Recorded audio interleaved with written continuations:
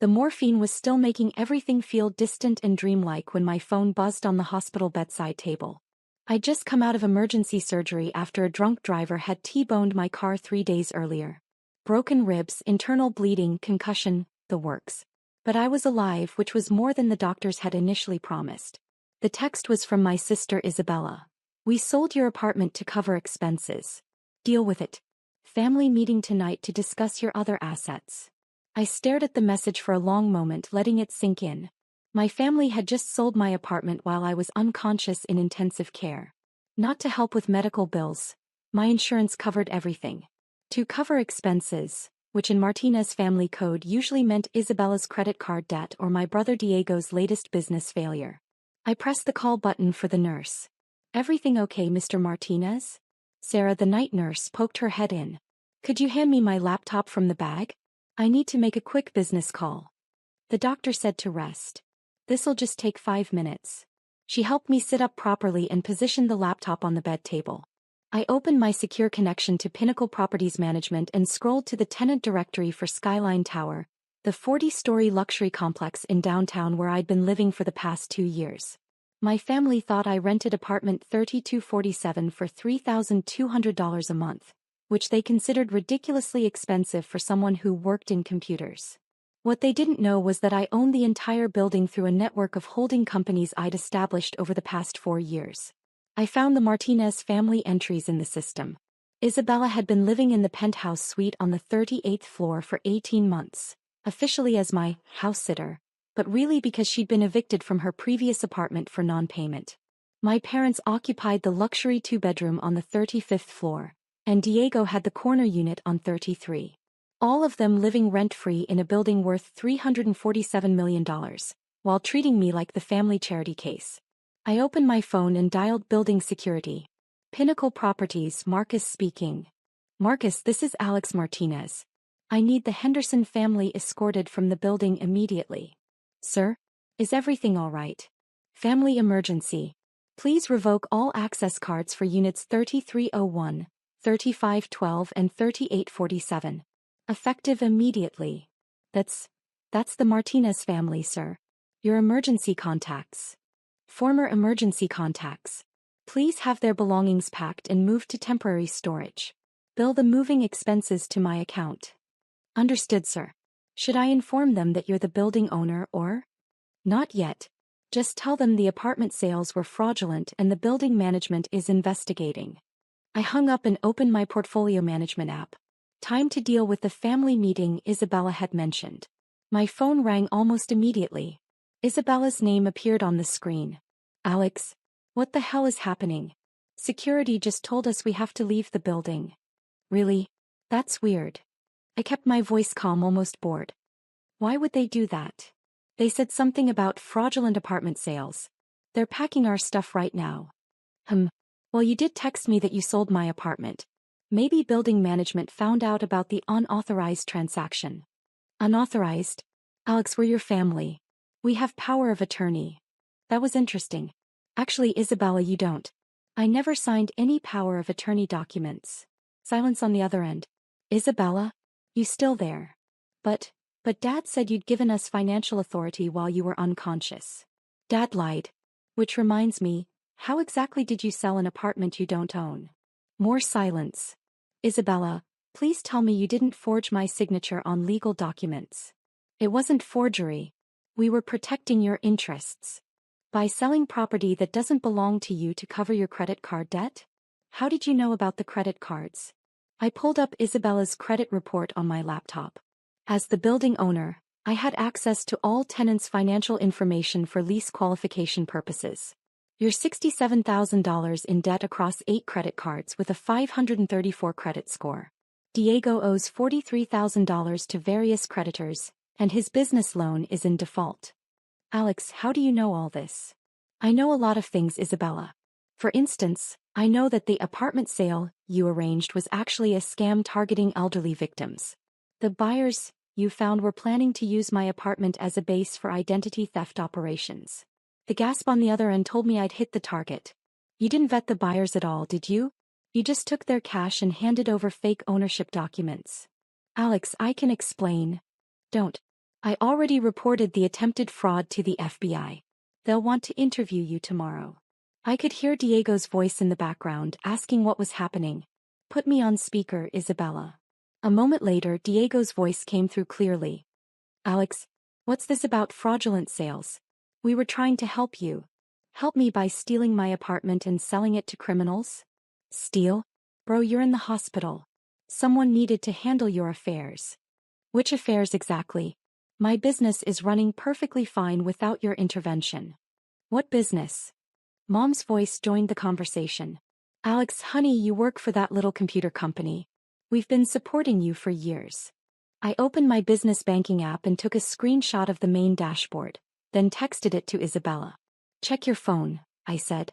15 seconds of silence, then Isabella's whispered, Oh my God. What?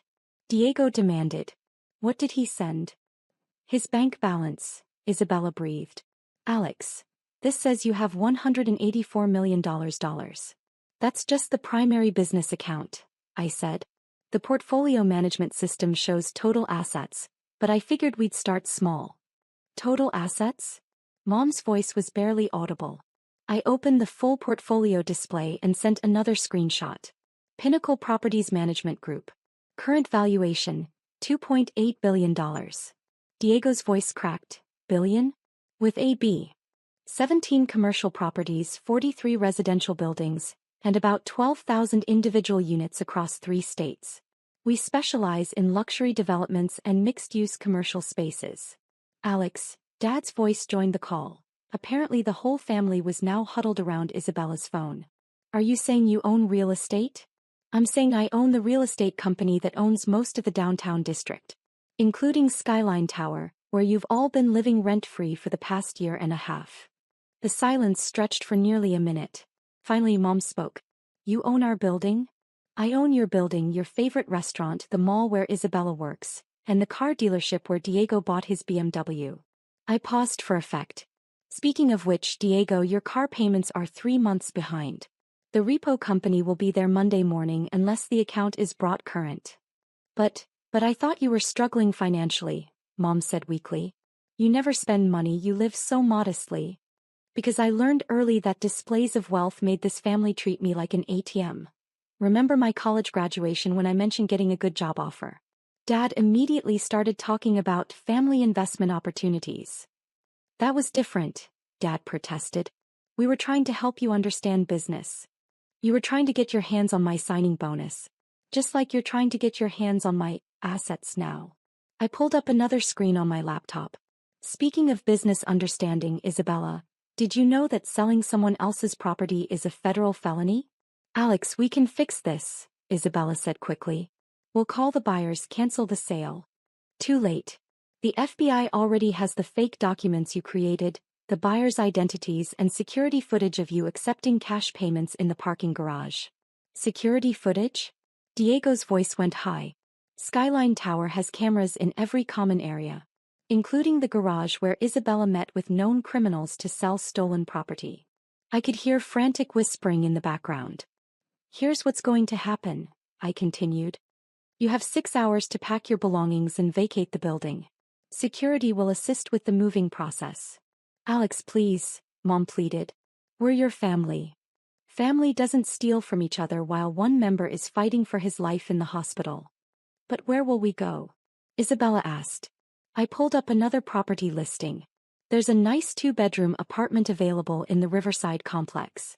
Rent is $1,800 a month, utilities included. References and first month's rent required. $1,800? Alex, we can't afford that. Then I suggest you find jobs.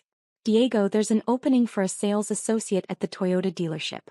Isabella, the Riverside Mall is hiring retail positions. Both start at $16 an hour. You want us to work minimum wage jobs? Diego sounded horrified. I want you to work honest jobs. There's a difference. My phone buzzed with another call. Marcus from building security. Excuse me for a moment, I told my family, then switched calls. Marcus, what's the situation?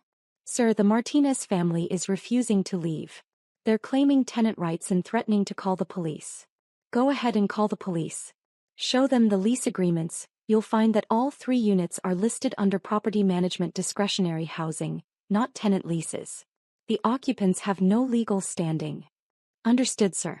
Should I mention that you're the building owner? Not yet. Let them figure it out on their own. I switched back to the family call. Alex. Isabella's voice was panicked now. The security guard is calling the police. He says we don't have tenant rights. That's correct. You've been staying in property management units as a courtesy. Since that courtesy has been revoked due to criminal activity, you're now trespassing. Criminal activity? Dad's voice was sharp. Alex, we're your family. We were trying to protect your interests. By committing real estate fraud? By lying about power of attorney? By selling property to criminals? I pulled up the FBI case file on my laptop. Dad, did you know that identity theft rings typically use stolen apartments as base operations for credit card fraud? We didn't know that. You didn't care to know. You saw an opportunity to make quick money and took it regardless of the consequences. A new voice came through the phone, a police officer speaking to my family in the background. Ma'am, you need to gather your belongings immediately. The property owner has filed trespassing charges. Property owner? Isabella's voice was confused. Alex, who owns this building? I could hear the officer responding. Alexander Martinez, CEO of Pinnacle Properties Management Group. You're currently trespassing on his property. The phone went completely silent. After a long moment, Mom whispered, Alex? Are you still there? I'm here. You own this building? I own this building and 16 others like it, plus the mall, the restaurant district, and about half the commercial space downtown. But why didn't you tell us? Because every time I succeeded at anything, you found a way to make it about what I could do for you instead of celebrating what I'd accomplished. I shifted painfully in the hospital bed. Remember when I got my first big contract 4 years ago? Before I could even explain what I'd achieved, Dad was asking about investment opportunities and Diego was pitching his food truck idea. We were excited for you. You were excited about my money. There's a difference. I could hear more movement in the background, my family packing their belongings under police supervision.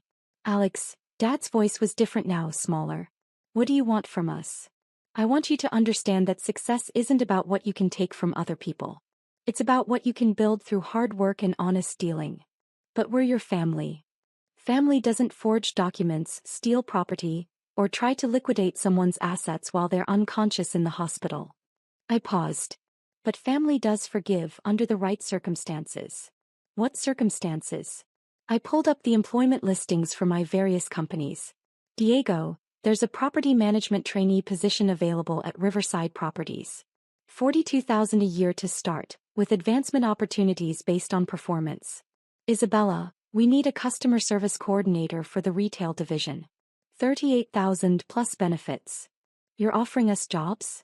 Isabella sounded stunned. I'm offering you opportunities to earn honest livings. Whether you take them is up to you. And Mom and Dad? I looked at the financial analysis I'd run on Dad's consulting business last month. Dad's been struggling with his independent practice. There's a business development role open at Pinnacle that would let him use his expertise while learning property management. Salary starts at $75,000. Alex, Mom said quietly, we don't deserve this. No, you don't. But Grandpa used to say that family is about who you choose to become, not who you used to be. The police officer's voice came through clearly. You have 10 minutes to finish packing. The moving truck is waiting downstairs.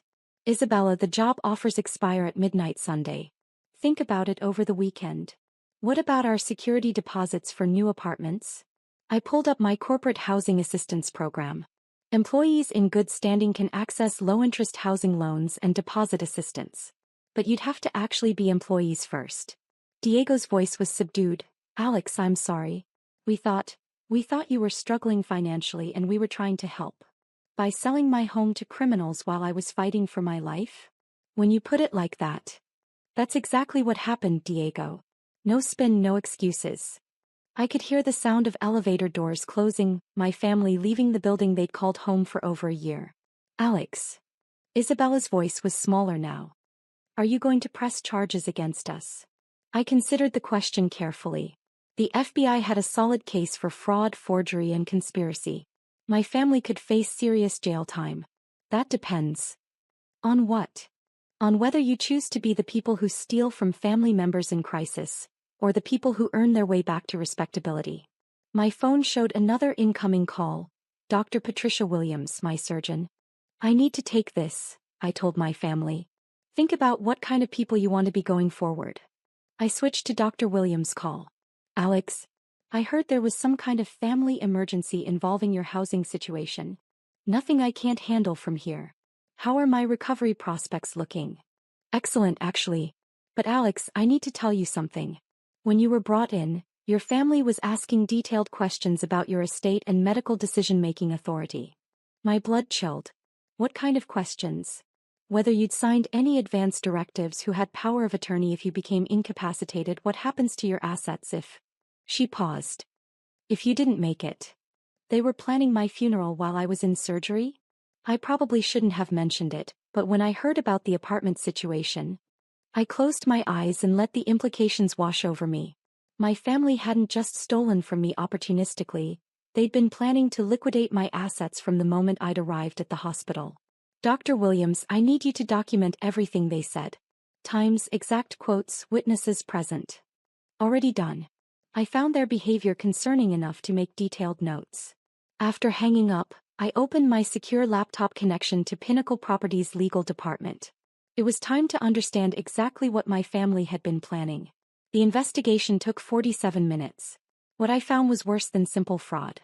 Isabella had been systematically researching my financial situation for months, using her access to my apartment to photograph documents and rifle through my mail. She discovered some of my smaller accounts and had been planning a comprehensive asset grab in case I ever became incapacitated. The apartment sale was just the beginning. They'd also attempted to access my investment accounts, tried to claim power of attorney over my business interests, and had even contacted several clients claiming I was unable to fulfill contractual obligations. My phone rang again. This time it was my business partner, Jennifer Liu. Alex, we have a problem. Someone claiming to represent you has been contacting our clients, suggesting that Pinnacle Properties is facing management transitions due to your health crisis. Let me guess, Isabella Martinez? How did you know? Family loyalty. What did she tell them? That you're incapacitated indefinitely and she's been authorized to handle business continuity. Northbrook Industries is concerned about their downtown development project. I sat up straighter, ignoring the pain in my ribs. Northbrook was our largest client, with a $78 million mixed-use development scheduled to break ground next month. Schedule a video conference with Northbrook for tomorrow morning. I'll handle it personally. Alex, you're in the hospital. I'm conscious, coherent, and capable of managing our business relationships. Set it up. After ending the call with Jennifer, I opened my laptop and began typing a detailed email to my legal team. If my family wanted to play games with my assets, they were about to learn why I'd become successful while they'd remain dependent on others. The next morning, I conducted the Northbrook video conference from my hospital bed. The bandages were hidden under a suit jacket Jennifer had brought, and the laptop angle hid the foredrip. To the clients, I appeared to be calling from a home office. Ladies and gentlemen, I said to the Northbrook board, I understand there have been some concerns about project continuity. Mr. Martinez, said Patricia Chin, Northbrook's CEO, we received some disturbing communications suggesting that Pinnacle Properties was facing management instability. I'm aware of that situation. What you received was an unauthorized communication from individuals who have no connection to Pinnacle Properties or authority to speak on our behalf. Then you're still personally overseeing the downtown development? Absolutely. In fact, I've been using this brief recovery period to finalize some exciting enhancements to the project. I shared my screen showing the updated development plans I'd been working on during my sleepless hospital nights. We're proposing to add a boutique hotel component and expand the retail space by 30%. The board spent 20 minutes reviewing the enhanced proposals. By the end of the call, they'd not only reconfirmed their commitment but had approved an additional $23 million for the expanded scope. As soon as the call ended, my phone rang. Isabel again. Alex, we need to talk. I'm listening. The police were just here. They said someone filed fraud charges related to the apartment sale. Did they now? Alex, please. We're family. Can't we work this out? Isabella, you've spent the last 3 days trying to steal my business, my home, and my financial accounts while I was unconscious in the hospital. What exactly did you think would happen? We were scared. We thought you might die, and we didn't know what would happen to everyone. So you decided to liquidate my assets and keep the money for yourselves? Silence. Isabella, let me ask you something. In all the months you've been living rent-free in my building, eating at restaurants I own, shopping at malls where I'm the major investor, did it ever occur to you to wonder how your struggling brother could afford to support your lifestyle? We thought you were maxing out credit cards or something. You thought I was going into debt to subsidize your lives, and that seemed reasonable to you? More silence. Here's what's going to happen, I continued. The FBI investigation will determine whether criminal charges are filed. That's out of my hands now. But I'm prepared to offer each of you a path forward. What kind of path? I pulled up the employment contracts Jennifer had prepared that morning. Diego, there's a property maintenance coordinator position at our Riverside complex. $35,000 annually with performance bonuses and benefits. Isabella, customer relations associate at our retail management division. $32,000 base salary. You want us to work for you? I want you to work, period. Whether that's for me or someone else is your choice. And mom and dad? Dad's consulting practice is failing because he's been spending more time trying to manage my life than his own business. There's a client relations role at Pinnacle that would let him focus on what he's actually good at. Alex, Dad's voice came through the phone. I don't know what to say. You could start with an apology for trying to steal my business while I was in intensive care. We weren't trying to steal anything. I pulled up the security footage from my apartment building. Dad, there's video of you and Diego in my apartment at 2 a.m. 2 nights ago, photographing documents from my safe. Another long silence. How did you get security footage? Diego asked weakly. Because I own the security company too. Pinnacle Properties doesn't just manage real estate. We provide comprehensive property services including security, maintenance, and tenant relations. Alex, Mom's voice was barely a whisper. How long have you been this successful? For years. Since 6 months after I graduated college. But you've been living like someone who understands that wealth is a tool, not a trophy. I've been building a business empire while you've been focused on appearances and quick schemes. Dr. Williams knocked on my door. Mr. Martinez? Your discharge papers are ready. I looked up from the laptop. Already? Your recovery has been remarkable. You can go home this afternoon with follow-up appointments next week. Home, I repeated, then looked back at my phone where my family was still waiting for answers.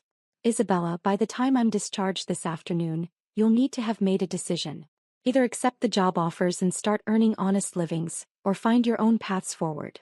But the free ride is over. What about forgiveness? Mom asked.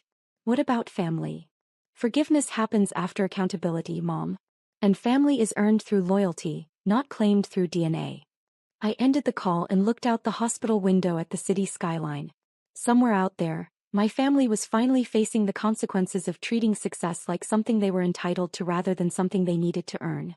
My phone buzzed with a text from Jennifer. Northbrook deal closed.